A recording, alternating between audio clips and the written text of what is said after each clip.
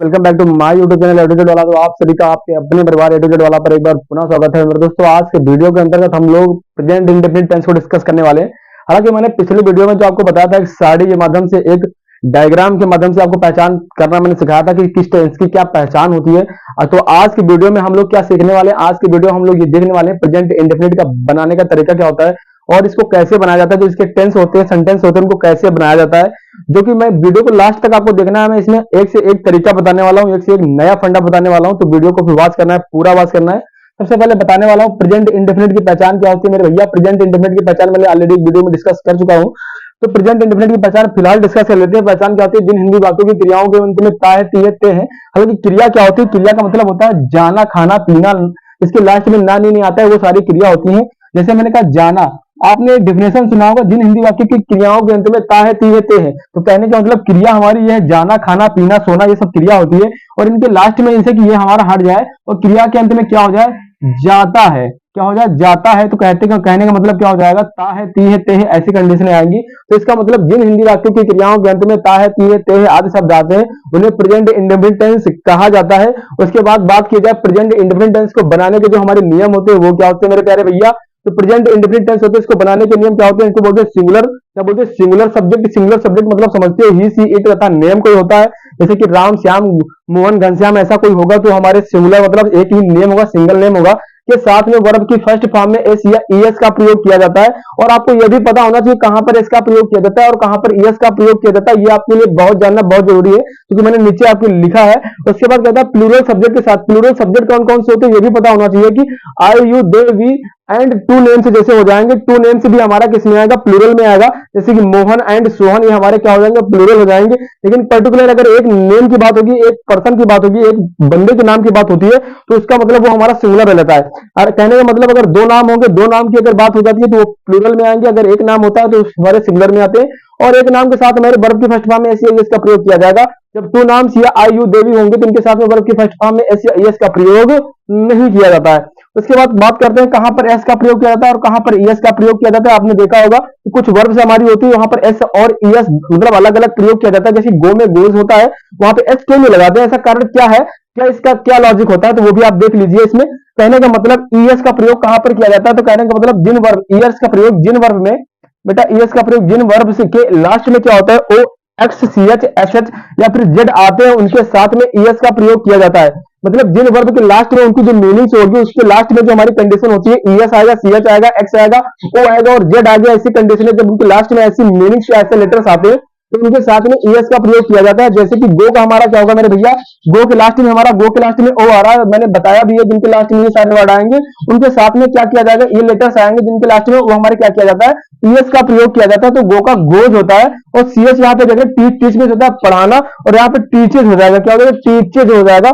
उसी प्रकार कह रहा है ईएस का मतलब एस का प्रयोग कहां पर किया जाता है? जो बाकी हमारे लेटर से बचते हैं उनके साथ ईएस मतलब एस का प्रयोग किया जाता है। जैसे कि मैंने कहा सिंग, सिंग होता है गाना। जैसे कि यहाँ पे क्या हो जाएगा? सिंग्स हो जाएगा। आगे मैं बात करूं, जैसे कि यहाँ पे लिखा है जिन वर्ब्स के लास्ट में वाई होता है और वाई को हटा दिया जाता है और उनका जो हमारा एक वचन बनाया जाता है, उसके लिए क्या होता है? ई, आई, ई एस को प्रयोग किया जाता है। मतलब कहने का ये होता है जिन जो भी हमारी वर्ब्स होती है और उनके लास्ट में क्या होता है मेरे भैया? उनके लास्ट में अगर वाई आता है तो वाई को क्या किया जाता है? हटा दिया जाता है और उसके बाद में क्या जोड़ दिया जाता है? आईईएस जोड़ दिया जाता है, तो वो हमारा सिंगुलर हो जाता है। और आपको ये भी पता होना चाहिए अगर वर्ब की फर्स्ट फॉर्म में एस या एस लगाते तो हम उसको वर्ब की फिफ्थ फॉर्म भी नाम देते हैं। कहने का मतलब जैसे हमारा गो होता है, अगर गो हमारा क्या है? वर्ब की हमारी फर्स्ट फॉर्म है। अगर इसमें मैं ईएस या एस या ईएस लगाऊंगा तो हो जाएगा गोज। गोज को मैं नाम दूंगा वर्ब की फिफ्थ फॉर्म। आप कंफ्यूज मत होना कि सर वर्ब की फिफ्थ फॉर्म क्या होती है और वर्ब की फर्स्ट फॉर्म क्या होती है। ये भी आपको दिमाग में अपने सेट करते रहना है। दिमाग में सेट होगा तभी सारा सॉल्व हो पाएगा, ठीक है। जैसे कि यहाँ पे मैंने इसका एग्जांपल दिया था कि जिन वर्ब के अंत में वाई को मतलब अंत में वाई होता है, वाई को हटा दिया जाता है और आईईएस का प्रयोग कर दिया जाता है। जैसे फ्लाई मिस क्या होता है मेरे भैया? फ्लाई मिस होता है उड़ना, F L Y, fly means उड़ना। इसमें आपको दिख रहा है कि नहीं दिख रहा है? फ्लाई मिस उड़ना होता है। मैंने यहाँ पे लिख रहा हूँ मैं fly, F L Y, fly means उड़ना होता है। लास्ट में आ रहा है ना, ना का मतलब जिसके लास्ट में ना नहीं आता है वो हमारी वर्ब्स होती है। और इसका अगर आपको बनाया जाए सिंगुलर बनाने के लिए क्या करेंगे? फ्लाइज करेंगे, इस वाई को हटाएंगे तो आईईएस का प्रयोग किया जाता है। जैसे कि मैंने कहा राधा उड़ती, जिसे मैंने कहा लड़का उड़ता है, होगी कोई कंडीशन। जैसे मैंने कहा राधा उड़ती है तो क्या हो जाएगा? राधा फ्लाइज हो जाएगा। क्या हो जाएगा? राधा फ्लाइज हो जाएगा। उस फ्लाइज में किसका प्रयोग किया जाएगा? आईईएस का प्रयोग किया। जैसा मैंने कहा चिड़िया उड़ती है, तो ऐसी कंडीशनों में ये भी कंडीशन याद रखना है, फ्लाई नहीं होगा फ्लाइज होगा। अगर एक क्वेश्चन होता है तो उसमें फ्लाइज होगा। चिड़िया है तो बहुत सारी है, लेकिन चिड़िया अगर एक पर्टिकुलर पर्सन की बात होती है, उड़ने की बात होगी, तो उसमें आईईएस का प्रयोग किया जाएगा। आपको क्या करना है, फटाफट वीडियो को पॉज कर करके स्क्रीनशॉट लेना है। और आपको एक चीज और भी पता होनी चाहिए, जैसे मैंने कहा नाउन के लास्ट में एस या ईएस लगाने पर नाउन हमारा प्लूरल हो जाता है, लेकिन वर्ब में एस या ईएस लगाने पर वर्ब कैसी हो जाती है, सिंगुलर हो जाती है। जैसे मैं आपको बताऊं, जैसे मैंने कहा बॉय, अब मैंने बॉय बताओ, बॉय बॉय में अगर मैं एस या ईएस लगाता हूं तो बॉयज क्या हो जाएगा, प्लूरल हो जाएगा। क्या हो जाएगा, प्लूरल हो जाएगा। लेकिन अगर मैं यहाँ पे लिखता हूं, अगर भैया मैं यहाँ पे लिखता हूं गो, गो मेरा क्या है, वर्ब है, और वर्ब में एस या ईएस लगाऊंगा तो ये क्या हो जाएगा, ये सिंगुलर हो जाएगा। तो कहने का मतलब वर्ब में एस या ईएस लगाने पर, वर्ब में एस या ईएस लगाने पर, एस या ईएस लगाने पर वो क्या हो जाता है, लगाने पर सिंगुलर हो जाता है। क्या हो जाता है बेटा, सिंगुलर हो जाता है। लेकिन सिंगुलर हो जाता है, लेकिन क्या होता है मेरे प्यारे गुड्डा, ध्यान देना मेरे प्यारे गुड्डा, क्या होता है, वर्ब में एस या ईएस लगाने पर सिंगुलर हो जाता है, लेकिन अगर नाउन में एस या ईएस का प्रयोग लगा दिया जाएगा तो नाउन कैसा हो जाएगा, बहुवचन मतलब प्लूरल हो जाएगा। तो यहाँ पे लिख लेना, नाउन में एस या ईएस लगाने पर, नाउन में एस या ईएस लगाने पर, एस या ईएस लगाने पर क्या हो जाता है मेरे प्यारे गुड्डा, लगाने पर वह बहुवचन हो जाता है। मैंने कहने का मतलब प्लूरल हो जाता है। ये भी आपको अपने दिमाग में सेट भी करते रहना, प्लूरल हो जाता है, प्लूरल हो जाता है, प्लूरल हो जाता है। ठीक है, प्लूरल हो जाता है। तो ऐसी कंडीशन में आपको जब तक पता नहीं होंगी तब तक आपको ये पढ़ना और आपको इतनी जल्दी समझना बहुत डिफिकल्ट लगेगा। तो हमारे हिसाब से आप जितना मैंने लिखा है, जो मैंने बाद में जो लिखा है उसको आप अपने नोट्स के नीचे नोट कर लेना। आप विधिवत एक नोट्स बनाइए बढ़िया, और बढ़िया से आप पढ़ाई करिए। ठीक है, अच्छे से पढ़ाई करिएगा। तो वीडियो को पॉज करें, फटाफट स्क्रीन शॉट लें, उसके बाद हम लोग तो चलिए इनके बनाने के जो नियम होते हैं उसको डिस्कस करने वाले। जो बनाने का उनका तरीका होता है वो क्या होता है, अफर्मेटिव, नेगेटिव, इंटरोगेटिव, और जो हु वाले सेंटेंस होते हैं उनको कैसे बनाया जाता है, मतलब तो इनका कहने का मतलब ये होता है, जो हमारा अफर्मेटिव रूल होता है उसका हमारा फंडा ये होता है, सब्जेक्ट प्लस वर्ब की फर्स्ट फॉर्म या वर्ब की fifth form plus other word. Verb की बेटा फर्स्ट फॉर्म क्या होता है, वर्ब की फर्स्ट फॉर्म वह होता है जिसमें सिर्फ वर्ब ही होती है, और वर्ब की फिफ्थ फॉर्म का मतलब क्या होता है, जिसमें एस या ईएस का प्रयोग किया जाता है, वो वर्ब की फिफ्थ फॉर्म हो जाती है। तो कहने का मतलब जो हमारे सिंगुलर सब्जेक्ट होते हैं उनके सामने वर्ब की फिफ्थ फॉर्म का प्रयोग किया जाएगा, और जो हमारे प्लूरल सब्जेक्ट होते हैं उनके साथ में वर्ब की फर्स्ट फॉर्म का प्रयोग किया जाता है। तो यहाँ पे हमारे सामने लिखा है राम पुस्तक पढ़ता है। पहला एग्जांपल अफर्मेटिव हमारा, जो हमारा अफर्मेटिव का एग्जांपल है, तो राम पुस्तक पढ़ता है। राम हमारा, राम एक नाम है। और मैंने बताया था जब कोई एक सिंगल नेम होता है तो उसके साथ में क्या किया जाएगा, वो हमारा एक वचन की श्रेणी में आएगा। जो डबल नेम होते हैं मतलब टू नेम्स होते हैं तो वो बहुवचन की श्रेणी में आते हैं। तो यहाँ पे हमारा एक वचन की श्रेणी में आएगा तो राम रीड्स हो जाएगा। यहाँ पे रीड नहीं होगा, जब भी ये रीड्स हो जाएगा तो इसका मतलब क्या हो जाएगा, ये वर्ब की फिफ्थ फॉर्म है। तो राम रीड्स अ बुक। आगे मैं बात करूं, कहता है वे अपना पाठ याद करते हैं। तो वे के लिए क्या लगाएंगे बेटा, दे लगाएंगे। उसके बाद अपना पाठ, उसका मतलब हमारे क्या हो जाएगा, सब्जेक्ट हो गया। सब्जेक्ट बाद में वर्ब की फिफ्थ फॉर्म आएगी, वर्ब की फर्स्ट फॉर्म आएगी। याद रखना है सर ये मेरा बहुवचन होता है। बहुवचन में सर क्या होता है, बहुवचन सब्जेक्ट में मतलब कहने का मतलब प्लूरल सब्जेक्ट में क्या होता है सर, इसमें वर्ब की हमारी फर्स्ट फॉर्म में एस या एस का प्रयोग नहीं किया जाता है, और इसमें अगर एस या एस का प्रयोग नहीं किया जाएगा तो ये हमारी क्या होगी, वर्ब की फर्स्ट फॉर्म ही रहेगा। तो यहाँ पे याद करना क्या होता है बेटा, लर्न होता है। याद करना क्या हो जाएगा, लर्न। उसके बाद क्या रहा है, उसके बाद क्या होगा, अदर वर्ड में आएगा। लेकिन उससे पहले याद ये रखना है वो अपने पार्ट की बात कर रहा है, और दे में अपने के लिए क्या लगाते हैं, दे के साथ दे का पॉजिटिव केस क्या होता है मेरे भैया, देयर होता है। यहाँ पे क्या हो जाएगा, देयर हो जाएगा। क्या हो जाएगा, देयर हो जाएगा। उसके बाद क्या होगा, देयर लेसन हो जाएगा। लास्ट में क्या बचा, लेसन, देयर लेसन हो जाएगा। तो ये हमारा अफर्मेटिव हो गया। ठीक है, उसके बाद मैं बात करूं कि नेगेटिव रूल हमारा क्या होता है। नेगेटिव का हमारा जो रूल होगा, subject plus do does plus not plus verb की फर्स्ट फॉर्म और प्लस में अदर वर्ड होगा। कहने का मतलब आपको ये याद रखना है, सिंगुलर जितने सब्जेक्ट होंगे इनके साथ में डज नॉट का प्रयोग किया जाएगा, जितने प्लूरल सब्जेक्ट होते हैं इनके साथ में डू नॉट का प्रयोग किया जाता है। लेकिन आपको एक चीज और याद रखना है कि इसमें क्या होता है मेरे भैया, इसमें जो हमारा ये होता है वर्ब की फर्स्ट फॉर्म, और इसमें वर्ब की फिफ्थ फॉर्म वाला कंडीशन जो होती है, इसमें सिर्फ वर्ब की फर्स्ट फॉर्म ही रहता है, वर्ब की फिफ्थ फॉर्म नहीं रहता है। तो याद ये रखना है, इसमें हमारा रूल हो जाएगा वर्ब की फर्स्ट फॉर्म ही रहेगा, इसमें वर्ब की फिफ्थ फॉर्म नहीं रहेगा। तो एक तो बला हमारी टल गई कि वर्ब की फर्स्ट फॉर्म ही रहेगा। तो हमारा डू या डज की कंडीशन बनता है, लास्ट में करता है, ता है, ती है, यहां भी आ रहा था, यहां भी आ रहा था। इसका मतलब ये सब हमारे प्रेजेंट इंडेफिनिट के थे। तो हमारा कहने का मतलब सब्जेक्ट क्या है, वी है, और वी क्या है, बहुवचन है। आई यू दे भी बहुवचन में आते हैं। तो वी के साथ क्या लगेगा, डू नॉट लगेगा। तो क्या हो जाएगा मेरे भैया, वी डू नॉट। उसके बाद क्या हो जाएगा, अब कहता है सब्जेक्ट हो गया, डू या डज प्लस नॉट तक मैं पहुंच गया हूं। वर्ब की फिफ्थ फॉर्म क्या होती है, बात होती है। क्या होती है, बात। बात के बाद क्या होगा मेरे भैया, उसके बाद कह रहे नदी में स्नान करते हैं तो क्या होगा, बात इन द रिवर। क्या हो जाएगा, बात इन द रिवर हो जाएगा। अच्छा, ये इन द क्यों लगाया गया? क्योंकि किसी चीज के अंदर होने के लिए हम किसका प्रयोग करते हैं? तो इन्हीं का प्रयोग करते हैं। जैसे मैं कमरे में हूं तो मुझे मेरे लिए क्या होगा? I am in the room होगा। ठीक है, किसी चीज के मतलब कोई कवर्ड एरिया होता है उसके अंदर होने के लिए क्या बात की जाती है? तो उसके लिए इनका प्रयोग किया जाता है। ठीक है, आपके दिमाग में ये भी सेट होना चाहिए। और पर्टिकुलर किसी चीज को कोई चीज टच करती है तो उसके लिए ऑन का प्रयोग किया जाता है। और किसी पॉइंट ऑफ टाइम के लिए कोई चीज यूज की जाती है तो उसके लिए एड का प्रयोग किया जाता है। जैसे कि राम दरवाजे पर खड़ा है तो ऐसी कंडीशनों पर एड का प्रयोग किया जाएगा, ऑन का प्रयोग नहीं किया जाता है। तो जब हम प्रीपोजिशन पढ़ेंगे उसमें बहुत अच्छे से पढ़ने वाले हैं। अगर मैं बात करूं यहाँ पे, आगे ये कहता है हमारा इंट्रोगेटिव रूल क्या कहता है? डू डज लगाओ प्लस सब्जेक्ट लगाओ प्लस वर्ब की first form plus other word लगाओ। और इसमें लास्ट में हमारा क्वेश्चन मार्क भी रहना चाहिए, जिसको मैंने निकनेम दिया है हेलमेट आपका होना चाहिए, नहीं तो चलान कट जाएगा। ठीक है, तो यहाँ पे क्या होगा? राधा गीत गाती है। क्या राधा गीत गाती है? रूल है do does subject plus verb की first form plus other word, last में हेलमेट वाली कंडीशन। तो यहाँ पे राधा सबसे पहले लिख लेना है। राधा सर, राधा का आपने जो ये आर है कैपिटल से क्यों बनाया? याद रखना जितने भी प्रॉपर नाउन होते हैं, प्रॉपर नाउन का सदैव पहला लेटर हमारा जो होता है कैपिटल से ही बनता है। तो यहाँ पे राधा के लिए उसके पहले हम क्या लगाएंगे? सर, राधा हमारा पर्टिकुलर एक नेम है। नेम का मतलब किसी एक ही व्यक्ति का नाम है और दोबारा इसमें दूसरा कोई व्यक्ति है नहीं, इसका मतलब ये हमारा एक वचन की श्रेणी में आएगा। तो राधा के लिए हम क्या लगाएंगे? डज लगाएंगे। क्या लगाएंगे? डज लगाएंगे। तो हो जाएगा डज राधा। उसके बाद क्या कहता है? गीत वर्ब की फर्स्ट फॉर्म हो जाएगी हमारा डज। डज हो गया, सब्जेक्ट हो गया, उसके बाद हो गया वर्ब की फर्स्ट फॉर्म की होगी सिंग होगी। क्या? सिंग मींस गाना होता है, सिंग। ठीक है, उसके बाद क्या कहती है? गीत सिंग अ सॉन्ग। क्या हो जाएगा बेटा?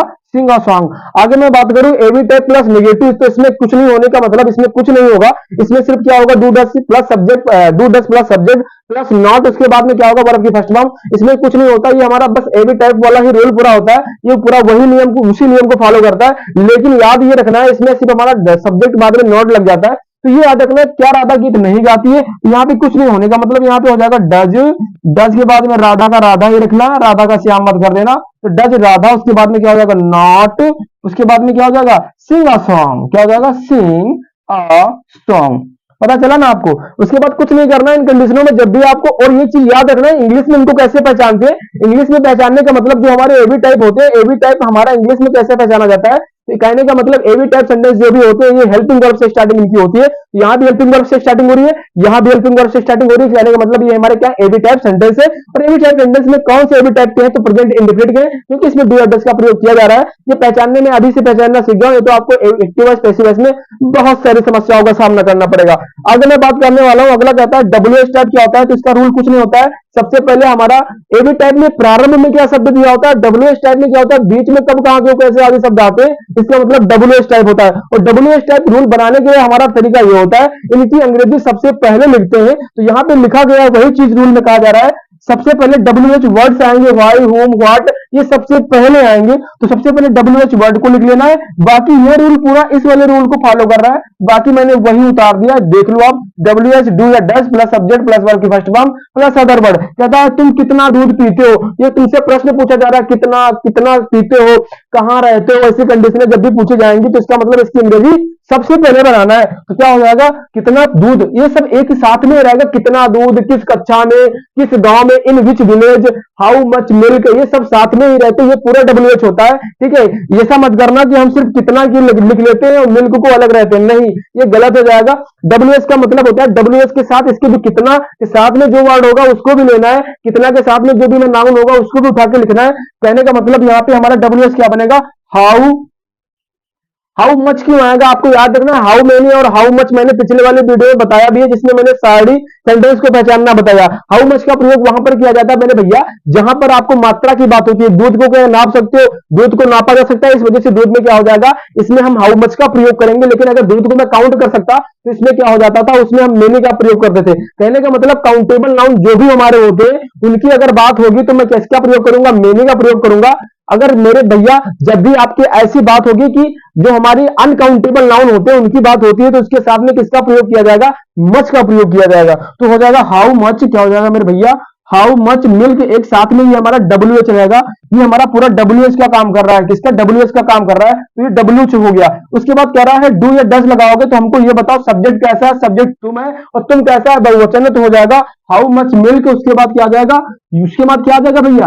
अब आ जाएगा, कह रहा है डू या डज लगाओ तो डू आ जाएगा, उसके बाद में क्या आएगा? यू आएगा, क्योंकि उसने कहा है WH लगाओ, डू डज लगाओ, प्लस सब्जेक्ट बाद में आएगा। यहाँ पे डू के बाद में मैंने सब्जेक्ट लिख दिया। उसके बाद वर्ब की फर्स्ट फॉर्म क्या है? ड्रिंक। ड्रिंक मींस क्या होता है? पीना, तो क्या हो जाएगा? ड्रिंक हो जाएगा। उसके बाद में अदर वर्ड में कुछ है नहीं, लास्ट में बस हेलमेट लगा दो, बस हमारा सेंटेंस बल्कि तैयार हो गया। कहने का मतलब how much milk do you drink, तुम कितना दूध पीते हो? सर 20 लीटर ना, पीना भी 20 लीटर मत भी लेना, पेट वेट खराब हो जाएगा आपका भैया। अगर मैं बात करूं कहता है WH प्लस निगेटिव क्या होता है, तो WH प्लस निगेटिव तुम्हारे सामने ये रूल रखा है, लिखा है रूल नंबर 6 की मैं बात करता हूं। WH प्लस निगेटिव में कुछ नहीं होता, बस पूरा रूल वही होता है। देख लो ये वाला रूल उठा के मैंने लिख दिया, बस यहाँ पे मैंने WH लिख दिया है। तो WH do does plus subject plus not plus verb की first form plus other word. तुम्हारे सामने एग्जांपल है, वह किस कक्षा में पढ़ती है, तो वह किस कक्षा में पढ़ती है, किस कक्षा, ये पूरा क्या हो जाएगा? ये पूरा WH का काम करेगा, तो हो जाएगा हाँ, ये हो जाएगा बेटा इन विच क्लास। क्या हो जाएगा? इन विच क्लास, पूरा हमारा WH का काम रहेगा। इन विच क्लास का मतलब होता है किस कक्षा में। अब ये मेरा पूरा WH हो गया। अब मैं बात करता हूँ WH के बाद में क्या लगाना? डू या डज लगाना, लेकिन उससे पहले आपको पता होगा कि सब्जेक्ट एक होता है कि बहुवचन है। तो सर यहाँ पे वह हमारा क्या है? वह मेरा क्या है? एक वचन की श्रेणी में आता है, लेकिन वह हमको पता होना चाहिए वह हमारा लड़के के लिए यूज हुआ है या लड़की के लिए। उसने कहा हुआ किस कक्षा में पढ़ती है, पढ़ती है तो मतलब क्या है? वह लड़की है, और लड़की के लिए वह का प्रयोग क्या होता है? उसमें सी का प्रयोग किया जाता है। और जब लड़का होता है तो उसमें किसका प्रयोग किया जाता है? वह के लिए ही का प्रयोग किया जाता है, तो हो जाता इन विच क्लास। उसके बाद लिखेंगे सी। उसके बाद क्या कर रहा है? पढ़ने के लिए किसका प्रयोग करेंगे? अच्छा ठीक है, यहाँ पे निगेटिव तो मैंने नॉट लिखा ही नहीं है, तो वह किस कक्षा में नहीं पढ़ती है लिख लेना। वह किस कक्षा में नहीं पढ़ती है, वह किस कक्षा में नहीं पढ़ती है, वह किस कक्षा में नहीं पढ़ती है। तो यहाँ पे कहने का मतलब सी के बाद में क्या आएगा मेरे प्यारे गुड्डा? In which class C not. क्या हो जाएगा? C not. In which class C not. उसके बाद क्या हो जाएगा? पढ़ने के लिए किसका प्रयोग करते हैं? रीड का प्रयोग करते हैं, तो क्या हो जाएगा? Read, RED read. लास्ट में क्या रहेगा? हेलमेट। बिना हेलमेट के नहीं चलना, नहीं तो चालान कटेगा इंटरोगेटिव सेंटेंस में। आगे मैं बात करूं, कहता है हु वाले सेंटेंस कैसे बनाए जाते हैं। हु वाले सेंटेंस का अपना कुछ अलग रूल होता है। कहने का मतलब जो हु वाले सेंटेंस होते हैं इसमें कंडीशन कुछ नहीं होता, इसमें आपको ये चीज याद रखना है। जितने भी हमारे हु वाले सेंटेंस होते हैं, जिस भी टेंस में हम जाएंगे उसमें क्या होता है? इसमें सिंगुलर सिंगुलर वाली ही हमारी वर्ब का प्रयोग किया जाता है। जैसे कि हमारा सिंगुलर इसमें कहा है, वर्ब की हमारी फिफ्थ फॉर्म का प्रयोग ही किया जाता है। और इसका जब नेगेटिव बनाएंगे तो हमारा डज नॉट का प्रयोग किया जाएगा। कहने का मतलब जितने भी हमारे हु वाले होते हैं इसमें सिर्फ हमारा सिंगुलर वाला ही नियम फॉलो होता है। कहने का मतलब इसको बनाने के लिए हम क्या करेंगे? यहाँ पे कौन आया तो इसके लिए सबसे पहले इसकी अंग्रेजी लिखेंगे। रूल भी तुम्हारे सामने, हु प्लस वर्ब की फिफ्थ फॉर्म प्लस ऑब्जेक्ट होगा। इसमें हमारे भैया वो नहीं होती है, इसमें हमारा सब्जेक्ट कोई नहीं होता है। कह रहा है उसे हिंदी कौन पढ़ाता है, हमें सब्जेक्ट पता ही नहीं है कि उसे हिंदी पढ़ाने वाला बंदा कौन है, मतलब डूअर पर्सन कौन है, काम को करने वाला कौन है, हमें नहीं पता। इसी वजह से इसमें सब्जेक्ट का पता नहीं होता है, इसमें ऑब्जेक्ट पे सारा काम होता है। तो याद ये रखना है, सबसे पहले हु लिखेंगे, हु के बाद क्या लिखेंगे? वर्ब की फिफ्थ फॉर्म लिखेंगे। अब हमें बताओ पढ़ाना, पढ़ाने के लिए क्या लगाते? टीच लगाते। और सर आपने लिखा है रूल में वर्ब की फिफ्थ फॉर्म। वर्ब की फिफ्थ फॉर्म का मतलब होता है इसमें एस या ईएस वाली फॉर्म का प्रयोग किया जाएगा, तो हो जाएगा हु टीचेज। क्या हो जाएगा? Who teaches. उसके बाद कह रहा है हिंदी, हु टीचेज। वो टीचर्स किसकी बात कर रहा है? उसे। अब हमारा ऑब्जेक्ट क्या है? दो हमारे ऑब्जेक्ट है, एक तो उसे है, एक तो हिंदी है, तो क्या लिखेंगे? Who teaches. उसके बाद क्या हो जाएगा? हिम। क्या हो जाएगा? हिंदी हो जाएगा। क्या हो जाएगा? हिंदी। क्या हो जाएगा बेटा? हिंदी हो जाएगा। ठीक है सर, अगर मैं उसे के लिए हर लगाता हूं, आपको पता होगा उसे के लिए क्या होता है, ही का ऑब्जेक्ट क्या होता है और सी का ऑब्जेक्ट क्या होता है, आपको ये याद रखना है। उसने कहा उसे कौन पढ़ाता, हमें पता नहीं वो लड़का है या लड़की है, तो उसे का मतलब वो हिम होगा या फिर हर होगा। कहने का मतलब यहाँ पे हम हिम या हर में से कोई भी चीज को यूज कर सकते हैं, तो हो जाएगा हु टीचेज हिम हिंदी या हु टीचेज हर हिंदी। याद रखना है ही का जो हमारा ऑब्जेक्टिव केस बनता है, ही का ऑब्जेक्टिव केस क्या बनता है? हर और हिम बनता है। कहने का मतलब ही और सी का जो ऑब्जेक्ट बनेगा वो क्या बनेगा? हर बनेगा। और जो हमारा ही का ऑब्जेक्ट बनेगा वो मेरे भैया क्या बनेगा? वो मेरा बनेगा हर बनेगा और हिम बनेगा। इसी कंडीशन आपको याद रखना है। उसके बाद कह रहा हु प्लस निगेटिव वाले सेंटेंस, इनका रूल कुछ अलग होता है। कहने का मतलब who plus does not plus verb की फर्स्ट फॉर्म प्लस इसमें क्या हो जाएगा? ऑब्जेक्ट हो जाएगा। इसमें सब्जेक्ट इसमें भी नहीं होता है। और इसमें याद रखना, इसमें जब हम फॉलो करते हैं इसमें एस या ईएस का प्रयोग किया जाता है। लेकिन आपने अभी यहां तक पढ़ा है कि जहां पर डज और डू नॉट का प्रयोग किया जाएगा उसके साथ में वर्ब की फर्स्ट फॉर्म का प्रयोग किया जाएगा, वहां पर SEIS का प्रयोग नहीं किया जाता। तो इसको बनाने के लिए हम क्या करेंगे मेरे प्यारे गुड्डा, इसको बनाने के लिए लिखेंगे हु, उसके बाद क्या हो जाएगा डू या डज, हमारा सर इसमें डज ही होता है, हु डज नॉट। उसके बाद क्या लिखेंगे, जानता के लिए क्या होता है, who does not know, KNOW, who does not know. उसके बाद किसे, उन्हें की बात हो रही है, उन्हें का मतलब क्या होता है, दे मींस वे होते हैं। और दे का ऑब्जेक्टिव केस क्या होता है मेरे प्यारे गुड्डा, दे का ऑब्जेक्टिव केस क्या होता है, दे का ऑब्जेक्टिव केस क्या होता है, देम होता है। क्या होता है, देम होता है। तो सेंटेंस बनके हमारा रेडी हो गया। लास्ट में हेलमेट लगा लेना, उससे उन्हें कौन नहीं जानता है, तो who does not know them. समझ में आया। अब मैं कुछ एक्स्ट्रा और भी रूल को पढ़ने वाला हूं जो इसमें यूज किए जाते हैं, इनका एक और भी हमारे स्पेशल रूल के अंतर्गत आते हैं, उनको भी 2 मिनट के अंदर डिस्कस करता हूं। वीडियो को पॉज करें, फटाफट से और रूल्स होते हैं इंपॉर्टेंट रूल्स, उनको डिस्कस करने वाला हूं तुम्हारे सामने, जो तुम्हारे सामने लिखे गए मेरे भैया। कह रहा है जब वाक्य के अंत में ता तो है या ती तो है या ते तो है आदि शब्द मिलते हैं, कहने का मतलब जब ऐसी कंडीशन आपको लास्ट में देखने को मिलती है सेंटेंस के, तो उनका कुछ अपना अलग रूल होता है। कहने का मतलब जैसे मैं तुम्हारे सामने रूल मैंने लिखा है कि subject plus do does plus verb की first form plus other word का प्रयोग उसमें किया जाता है। तो यहाँ पे हमारे सामने एक सेंटेंस है, इसका एग्जाम्पल है। ऐसे सेंटेंस मिलते कैसे हैं, जैसे उसने कहा है वह पढ़ता तो है, वह पढ़ता तो है, इसका रूल्स क्या हो जाएगा, लास्ट में तो है याद या आ रहा है ना, वह पढ़ता तो है। कैसे बनाएंगे, सब्जेक्ट मेरा क्या है मेरे भैया, तो हो जाएगा ही। उसके बाद में क्या हो जाएगा, डू या डज, आपको क्या लगाना है, ही के लिए क्या लगाते हैं मेरे भैया, तो इस ही के लिए लगाते हैं डज, तो हो जाएगा ही डज। उसके बाद में क्या हो जाएगा, वर्ब की फर्स्ट फॉर्म, वर्ब हमारी क्या है, पढ़ना, तो हो जाएगा ही डज रीड। बन गया। वह पढ़ता तो है, मैंने कहा वह खाता तो है, तो क्या हो जाएगा ही डज ईट हो जाएगा। मैंने कहा वह सोता तो है, क्या हो जाएगा ही डज स्लीप। कितने इजी है मेरे भैया, याद रखिएगा, ठीक है। अगला कहता है जब वाक्य के अंत में ता ही रहता है, ते ही रहती है, या फिर ते ही रहती है, या ते ही रहते हैं आदि शब्द आते हैं, तो उनका कुछ अपना अलग रूल होता है। जैसे मैंने कहा वो पढ़ता ही रहता है, वह सोता ही रहता है, वो नाचता ही रहता है, वो खाता ही रहता है। जब भी ऐसी कंडीशनें आपको मिलेंगी, इनका रूल अलग कुछ होता है। कहने का मतलब इसमें हो जाएगा सब्जेक्ट प्लस डू या does plus nothing but plus verb की first form plus other word. यहाँ पे तुम्हारे सामने एग्जाम्पल लिखा है, तो कैसे बनाएंगे, तुम्हारे सामने एग्जाम्पल लिखा करा, तुम पढ़ते ही रहते हो, तुम पढ़ते ही रहते हो, तो इसको कैसे बनाएंगे मेरे प्यारे गुड्डा। इसको बनाने के लिए क्या करेंगे, सबसे पहले हमारा सब्जेक्ट क्या है, यू क्या है, यू है। उसके बाद में हमारा यू के साथ में क्या लगता है, डू या डज लगता है, बोलो सर यू के साथ में डू लगता है, तो हो जाएगा यू डू। उसके बाद क्या हो जाएगा, नथिंग सभी के साथ लगेगा, यू डू नथिंग बट। उसके बाद में क्या हो जाएगा, वर्ब की फर्स्ट फॉर्म पढ़ना, तो you do nothing but read. बस हमारा बन गया सेंटेंस, तुम्हारे सामने, तुम्हारी आंखों के सामने लिखा गया है। अगला लास्ट हमारा 10 नंबर रूल कहता है, कहने का मतलब है जब वाक्य के अंत में जानता है या जानती है मिले, तो उसका रूल अपना कुछ अलग होता है। कहने का मतलब उसमें क्या हो जाएगा, सब्जेक्ट प्लस नो या फिर नोज। अगर हमारा सब्जेक्ट हमारा जो है बहुवचन है, तो क्या हो जाएगा नो, लेकिन अगर सब्जेक्ट मेरा एक वचन है, तो हो जाएगा knows plus how to plus verb की first form plus other word condition आएंगी। जैसे कि एग्जाम्पल में तुम्हारे सामने लिखा गया है मेरे प्यारे गुड्डा, एग्जाम्पल में लिखा गया वह तैरना जानता है, वह तैरना जानता है, वह पढ़ना जानता है, वह सोना जानता है, वह तैरना जानता है। ऐसी कंडीशन जब भी आपको मिलेंगी, सबसे पहले क्या आ जाएगा, सब्जेक्ट मेरा क्या है, ही है। अब ही के साथ में क्या लगाओगे, ही सर एक वचन है, इसका मतलब क्या हो जाएगा, नोज होगा या फिर नो होगा। सर इसके साथ में नोज होगा, क्या होगा, नोज होगा, तो KNOW नोज हो जाता है, नोज। खरा यहाँ पे एस क्यों आया, क्योंकि लास्ट में हमारा डब्ल्यू आ रहा। सर आपने बताया था जब भी ऐसे ऐसी कंडीशन मिलेंगी, ओ एक्स जेड वाली कंडीशन जब मिलती है तो ई एस आता, नहीं तो आपके साथ क्या आता है, बाकी के साथ में एस आता है। इसी वजह से नो के साथ में नोस हो जाएगा, नोज नहीं होगा, नोस होगा। तो यहाँ पे क्या हो जाएगा, ही नोस। उसके बाद क्या होगा बेटा, उसके बाद होता है हाउ, क्या हो जाएगा, हाउ। हाउ के बाद में टू भी रहेगा, वो अगर वर्ब की फर्स्ट फॉर्म क्या हो जाएगी, तैरना, तो हो जाएगा स्विम। स्विम मींस क्या होता है, तैरना। अदर वर्ड तो कुछ है ही नहीं, तो हो जाएगा he knows how to swim, वह तैरना जानता है। तो समझ में आया ना।